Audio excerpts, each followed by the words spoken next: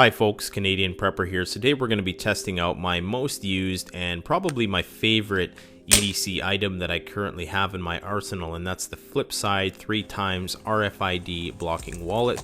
We're going to put it through a battery of tests and talk all about the pros and cons of the device, so let's get to it.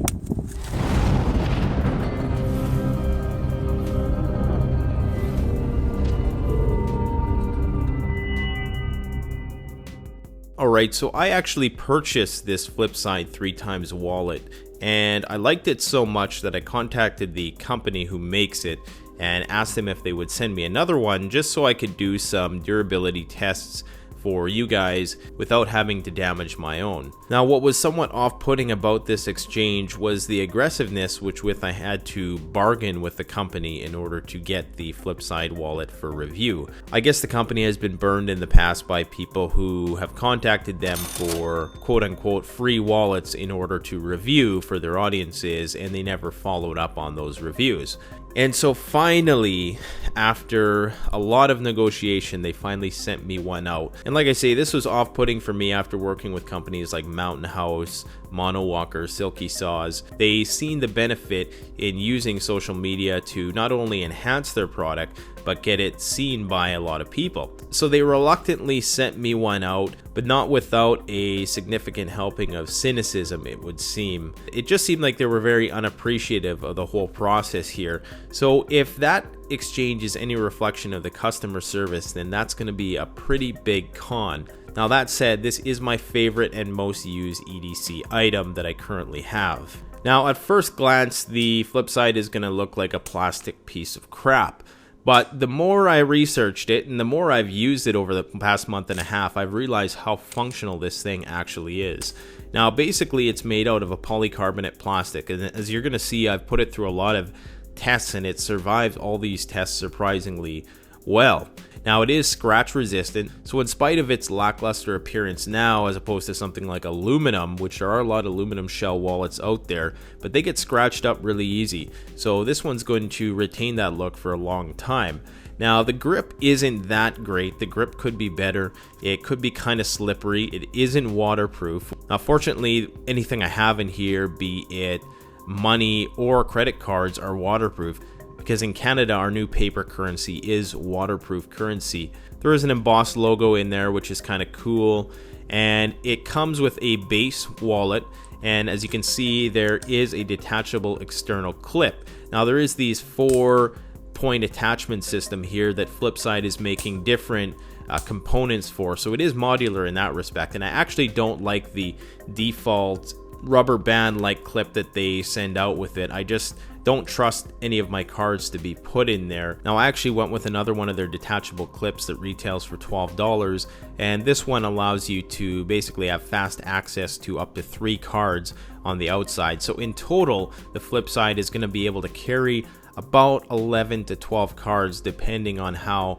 tight you want it. So with that sleeve, my bank card is probably my most used card of all. Very seldom do you have to use a lot of the cards that you carry around with you throughout the day, and so having fast access to that one card really is about 80% of my transactions throughout the day. Alright, so to open the Flipside, you simply pull back this latch, and it is spring loaded as you can see there, and it has a nice good tension to it. That spring's going to be good for a long time, I don't doubt. And as you can see on the left side, there's an RFID blocking aluminum insert which is adhered to the polycarbonate casing, and that's going to protect any card that is on the left side here from being read by somebody who has one of those RFID readers or hackers, something like that, who's standing next to you in line. So very important this day and age to protect your information in that respect, so I like that. So, and on the right side here, there is this hinge door. You're going to be able to carry 3 cards on one side, so those are probably going to be, you know, credit cards, bank cards, whatever.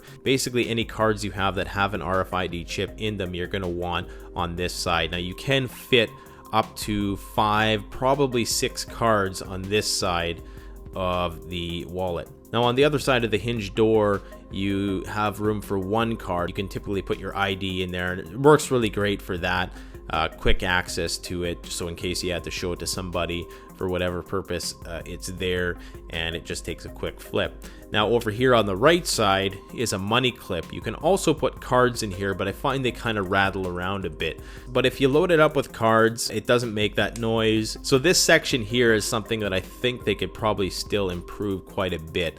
The money clip, of course, is going to work for American dollar bills, but for Canadian, our bills are a little bit wider, so they're not going to fit in there nice and snug. Now you can roll them up and do other stuff to get them to fit in there as seen here, but primarily this is going to be a benefit for American dollar bills only. Now the bushings that hold the cards in are very tight, so the retention of the card is the same regardless of whether there's one card in there or 3 cards in there. Now in terms of the crash testing of the device, it performed marvelously in that respect. I ran over it with a car, as you can see in here, twice, and the only real issue that I had is that one of the retention clips on the 4-point attachment system got a little bit looser. Nothing that's really noticeable, but it just doesn't clip on there as good as it once did. So that's about it. I drop tested it at least a dozen times, so it went through a lot of abuse, and it survived all those tests, which is great, because your modern leather wallet could be dropped out of an airplane and still survive. It could be run over by several cars and still survive. Is it the most functional, however, in the day and age when we mostly use credit cards? Now, if you're like me, you've probably tried similar systems that use those transparent sleeves, and the problem with those things I found is that they only lasted me maybe 2 or 3 months.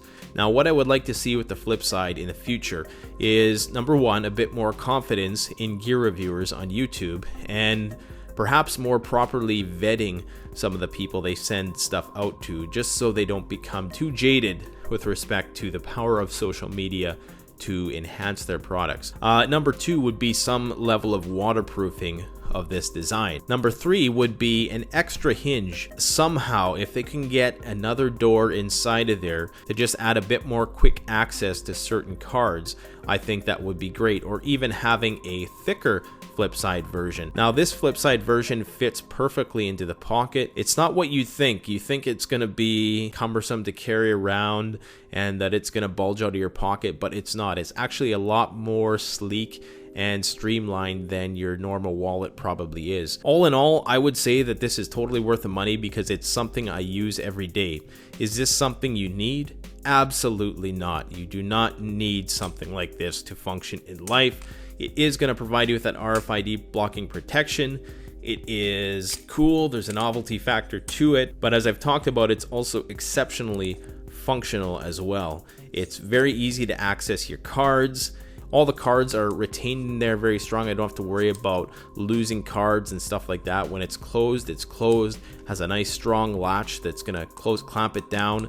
So basically what you see is what you get. And I don't know if you guys have that George Costanza syndrome with your wallets where it just keeps getting bigger and bigger. So it forces you to separate the wheat from the chaff, so to speak, so that you're only carrying around what you actually need, as opposed to bulking it up with receipts and a bunch of other stuff, which should ideally be stored in another place. So I just wanted to share this with you today. If you wanted to support the channel, you can purchase one through the link below. I think it's reasonably priced at $40 American and $50 Canadian, which is why I bought one in the first place. Stay tuned for some upcoming After the Collapse videos. Bear in mind that those videos are probably going to be coming out every 3 weeks or so, and in between I'm going to be doing other commentary and gear review videos. So thanks for all your support, thanks for all the likes, the comments, and all that great stuff, and I'm going to be having a big giveaway in the near future here, so stay tuned for that. Thanks for watching. Canadian Prepper out. Check out the Canadian Preppers Network blog, an excellent resource for survivalists and preppers.